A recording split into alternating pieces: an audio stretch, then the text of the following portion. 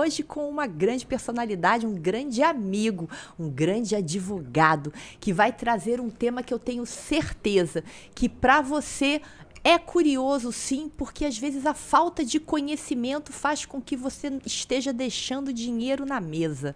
Então estamos aqui nessa manhã, agora com o Dr. Rafael Fernandes, esse advogado extraordinário que vai trazer um tema muito curioso, que é sobre bancários em risco. Você aí é bancário? Está em risco? Será? Dr. Rafael Fernandes vai tirar todas as suas dúvidas. Bom dia, doutor Rafael. Prazer enorme ter você por aqui, tudo bem? Bom dia, doutor. Tudo ótimo. E você? Então Obrigado. Quer dizer que os bancários estão em risco? Meu Deus, que medo! Bancários estão em risco? Como assim? O que está acontecendo no mundo aí dos bancários e o que pode fazer para poder ajudá-los e salvá-los desse risco iminente aí que tantos estão passando e a gente sabe que sim. Vamos lá. Os bancários, a principal causa são as doenças ocupacionais. Sim. Ok? Que são equiparadas a acidentes de trabalho.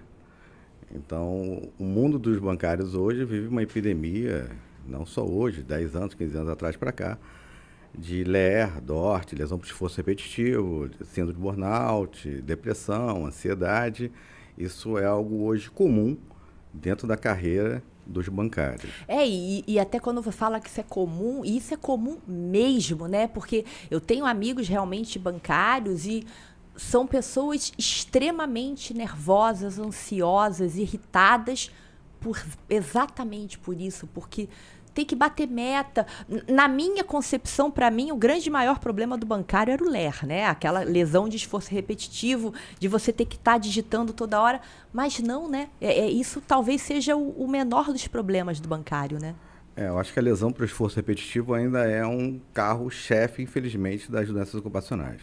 Aí depois vem as lesões da saúde mental, síndrome de burnout, depressão, ansiedade, que é algo também comum em razão das metas, do abuso do empregador mesmo, em impor tamanhas metas desumanas e essa questão da subordinação, ter que fazer com receio de ficar doente, com receio de ser demitido em razão de não estar batendo aquela meta, em razão daquela agência não estar bem no ranking das outras agências, isso então impõe algo praticamente inalcançável para muitos deles, entendeu? E aí esquece da figura da pessoa, esquece do ser humano, acha que ela se transforma numa máquina, sim, num número, simplesmente para poder bater uma meta para uma instituição financeira, né? A pessoa simplesmente ela é anulada. Sim, né? Em favor de bilhões que eles recebem, que angariam anualmente os bilhões bancos. É o que a gente até imagina, né? Acho que um valor incalculável que a gente não consegue nem mensurar, né? A pergunta é,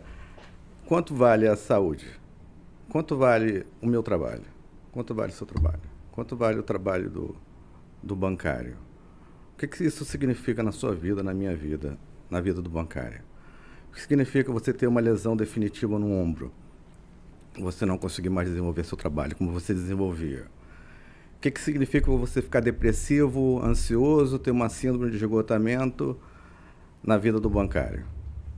O que significa o trabalho na sua vida? Isso tem um valor? Se a gente pode quantificar isso? Entendo que não. Isso é impagável. Não tem como se pagar a saúde que você tinha e com que você vive hoje. A questão toda é, você ficou doente, você vai ter que se afastar.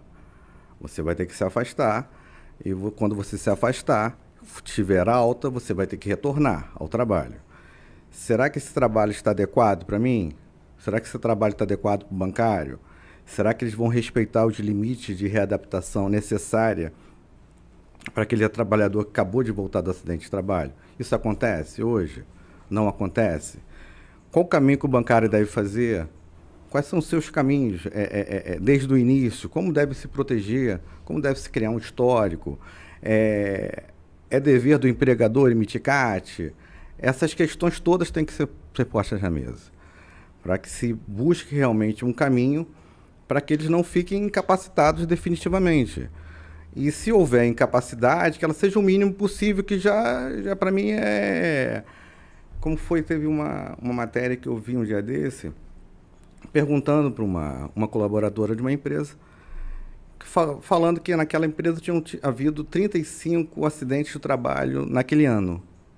Isso me chamou muita atenção. Deus do céu. 35 acidentes de trabalho naquele ano, naquela empresa. Não tem relação com o bancário isso. Uma empresa, uma indústria, algo assim. E ela sendo entrevistada, lhe foi perguntado: o que você acha disso? Quantos acidentes de trabalho você acha que seja realmente, como eu vou dizer, aceitáveis? Qual seria um número aceitável para você? Aí ela falou 30. Nossa. 30 acidentes seria aceitável. Aí a pessoa que estava entrevistando passou um rádio: podem vir 30. Aí vieram os 30 caminhando para ela, colegas dela, caminhando. E a filha dela na frente. Nossa. Então, sim. você aceita esses 30 pessoas acidentadas, mas essas 30 pessoas acidentadas podem estar fora do mercado de trabalho.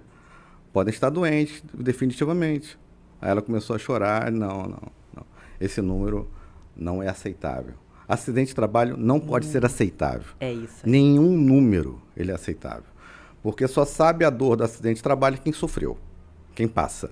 Isso. Nós que estamos sentados aqui, e talvez muitas pessoas aí que passaram por acidente de trabalho, que estão aí sofrendo, né, gostariam de estar aqui simplesmente. A gente não sabe o tamanho da dor que não só ela sofre, mas toda uma família, né?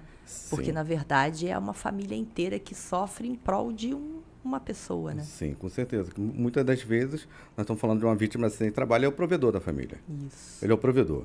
Então, ele chega em casa, ele foi afastado por acidente de trabalho. Se ele conseguiu o benefício, porque ele tem uma saga, que é uma saga, tem de chegar ao INSS, se ele conseguir.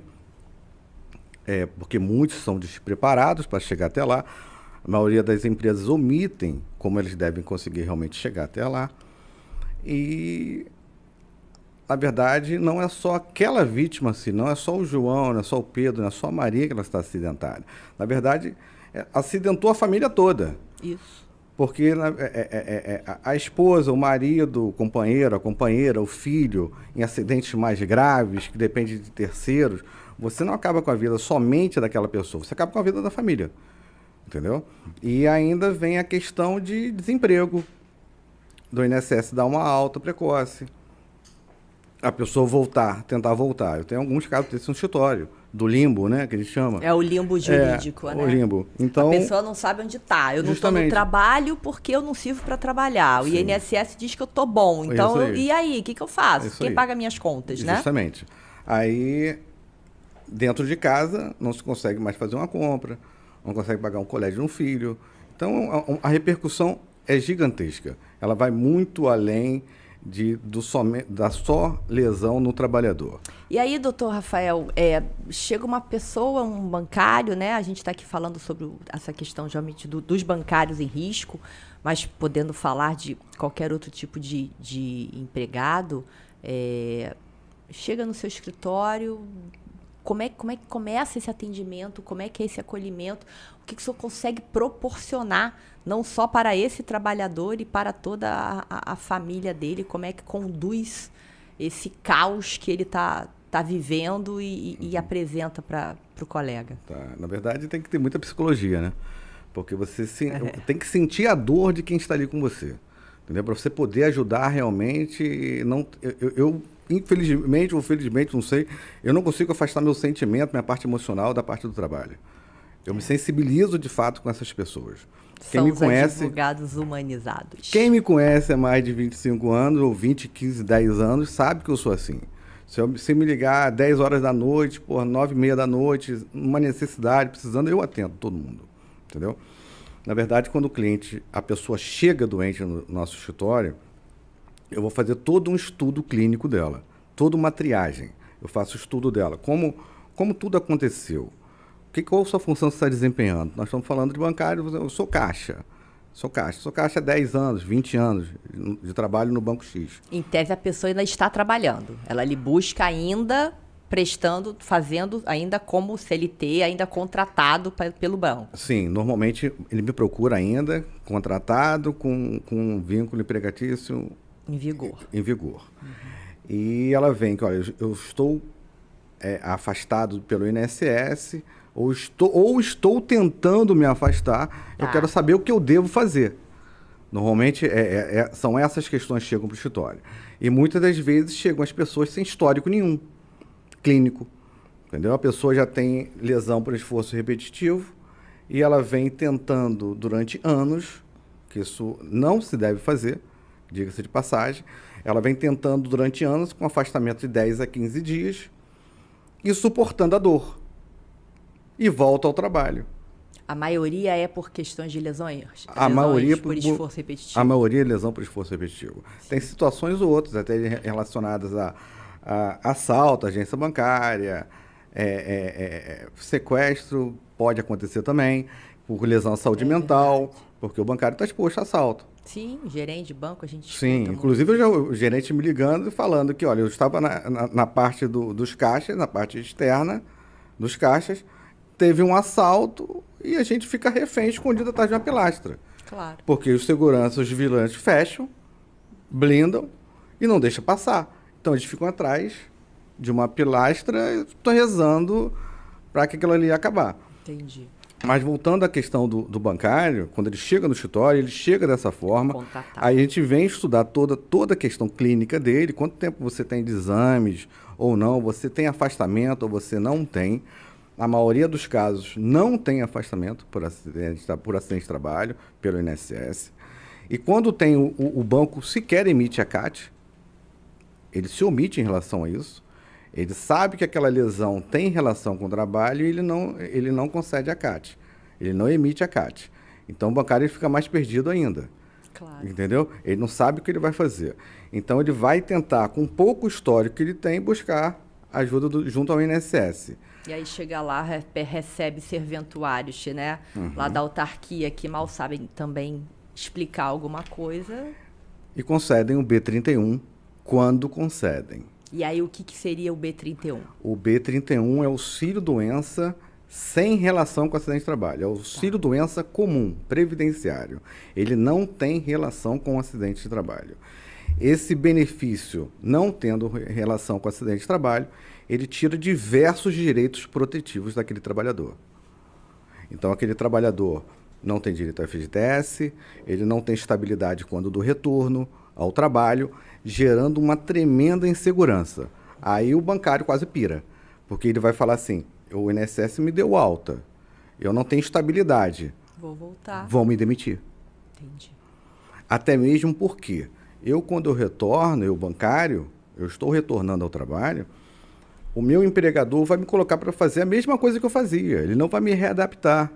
Ele não vai tentar me ajudar. Tipo, se eu tenho uma limitação nos meus braços, se eu tenho uma limitação na minha saúde mental, seja a questão depressiva, ansiedade, que eu estou voltando de afastamento, ele não vai tentar me auxiliar para me colocar numa posição menos desgastante. Ele vai colocá-lo na posição que praticamente que ele fazia anteriormente. Aí o que acontece? A lesão persiste ou ela agudiza, ela vai para o ponto agudo, que é de dor extrema. Claro. A dor extrema. Inclusive, dor extrema, eu tenho relatos dentro do escritório de gente dormindo em pé com o braço dentro do congelador. Consegue imaginar isso? Meu Deus. Você dormir em pé, abrir o congelador, botar seu braço e fechar a porta onde está seu braço. Que loucura. Para tentar adormecer o braço para melhorar a dor. Entendeu? E aí esse B31, na verdade, acaba sendo o INSS afasta pelo B31 ou foi uma forma de pedido equivocado por falta de uma assessoria? Eu acho que a falta de assessoria é um grande peso. Porque você com assessoria adequada de acidente de trabalho, você consegue instruir aquela pessoa para que ela se afaste sob o benefício correto. E se por acaso o INSS insistir em não conceder o benefício correto, ingressar com ação judicial. E qual seria o benefício correto no caso do bancário ou de pessoas que passam por situações similares a essa? Se tem relação com acidente de trabalho, nós estamos falando do benefício B91, auxílio-doença por acidente de trabalho. Perfeito. Tem que ter um nome por acidente de trabalho. Isso faz toda a diferença na vida daquele trabalhador. Porque você imagina só, ele recebeu o B31, aí ele volta para o banco, ele volta para a empresa e 5, 6 meses depois ele é demitido. Aí ele vai para o mercado de trabalho. Aí ele vai passar por um admissional com essas lesões todas, ninguém admite mais. Então nós estamos castrando essas pessoas e ceifando o trabalho delas. E quais são os benefícios desse tipo de afastamento do B91 em comparação com o B31? A primeira questão da estabilidade. Após a alta do INSS, ele vai ter estabilidade por 12 meses. Ok? A estabilidade, ele não pode ser demitido. Somente por justa causa. Tá. É a única exceção à regra. Mas a regra é, não pode ser demitido. FGTS, e ele está criando um histórico. Ele está criando o histórico da lesão dele. Entendeu? E quando ele começa a criar o histórico da lesão dele, se aquela lesão se tornar crônica, quando a gente fala em lesão crônica, por exemplo, uma tendinite, virou uma tendinose, tá? Uma epicondilite, virou uma epicondilite crônica. Uma bursite, virou uma bursite crônica. Tem uma lesão no manguito, a lesão está crônica. Nós estamos falando de lesões definitivas. Entendi. Aquelas lesões não recuam mais. Existe uma incapacidade permanente, nem que seja parcial, naquele membro ou naquele ponto específico do membro superior. Entendeu? Então, vai abrir margem para o auxílio acidente. O auxílio acidente que eles conhecem normalmente como pecúlio. É o B94. Ah, sim. E aí ele ficaria incapacitado para o trabalho ou ele poderia continuar trabalhando quando é o B94? O B94 é por uma incapacidade, por uma sequela, fica uma sequela incapacitante, que ela pode ser incapacitante parcial para aquele trabalho, ou ela pode ser total para aquele trabalho específico que ela trabalha, que ela desenvolve, entendeu? Porque se fosse total para todas as funções, a gente sairia do auxílio acidente e iríamos para a aposentadoria por invalidez por acidente de trabalho, tá? Então, esse é um benefício importantíssimo para eles, mas só que boa parte deles não conhecem isso. Com certeza não conhecem. Eles não conhecem o benefício. E o benefício, além de gerar um histórico para ele, gera uma renda para ele 50% sobre o salário dele de contribuição. Eu tenho casos de bancários no escritório hoje que só estão vivendo e sobrevivendo porque tem o benefício. Eles permanecem atuando na área bancária, permanecem lá nas atividades e, além disso, eles teriam um plus salarial vinculado a esse benefício. Seria sim, isso? Se ele estiver com vínculo empregatício, sim. Isso aí, perfeito. Ele pode receber esse plus, que tem natureza indenizatória, é para fazer uma compensação da limitação laborativa dele, da limitação da capacidade dele. Isso é uma compensação que o INSS concede, o benefício. Mas só que nós temos casos também de bancários que foram demitidos, não conseguiram reingressar, que só recebem isso na vida, que vivem disso. É um benefício que se torna vitalício? Ele é vitalício? Ele inicia após a alta do auxílio-doença, é a regra, e algumas exceções, mesmo sem auxílio-doença, pode se conseguir de acordo com a natureza da lesão.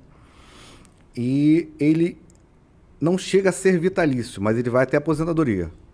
Certo. Então, somente a aposentadoria vai extirpar, vai cortar esse benefício. Ou seja, pode perdurar durante 10, 20, 30 anos, 40 anos, conforme for a idade da pessoa. Se aposenta. Se aposentou, aí perde benefício. Entendi. Entendeu? E tem aquela, né, o que todo mundo fica muito preocupado, né? Da questão do famoso pente fino do INSS. As pessoas que recebem os benefícios, elas também podem passar por esse pente fino e INSS mandar a tão temida cartinha, né, que a gente sabe que tem. Isso é possível? Buscam você no escritório? Como é que funciona essa questão do pente fino? Em relação ao pente fino, voltado principalmente ao auxílio acidente, eu tenho casos no escritório de 20, 25 anos que ninguém nunca passou por pente fino. Por quê? Sim. Porque nós estamos falando de ações judiciais com perícias comprovando e o judiciário determinando. Entendeu? Não ficou à mercê da perícia administrativa do INSS. O judiciário quem determinou através de uma perícia oficial. É porque o pente fino ele seria mais na parte administrativa, né? Sim, quando a gente tem essa determinação judicial, acabou. Para mim, acabou. Pode ficar sem preocupação de que vai ser cortado. Se for cortado, ação de novo, né? Sim, não tem por que ser cortado, porque se o próprio processo mencionou que a incapacidade é permanente, quem vai dizer agora que não é? Então a gente estaria indo para uma questão de insegurança jurídica total, se fosse assim. Então, na verdade, o judiciário determinou, o laudo pericial oficial informou que há aquela incapacidade, ninguém se altera isso. E lá no seu escritório, doutor Rafael, o senhor recebe, então, bancários ou profissionais que estão afastados, de repente, pelo benefício que seria o 31, que não teria estabilidade, não teria aí o depósito do FGTS, e é possível fazer a conversão para o benefício que mais se enquadra, que seria melhor para ele? Sim, é possível. É possível tanto na ação judicial ou tentativa administrativa. Eu só faço a questão judicial, entendeu? Eu não fico à mercê administrativamente do INSS. Respeito quem o faz, tá? Agora, prioridade, converter esse benefício para 91.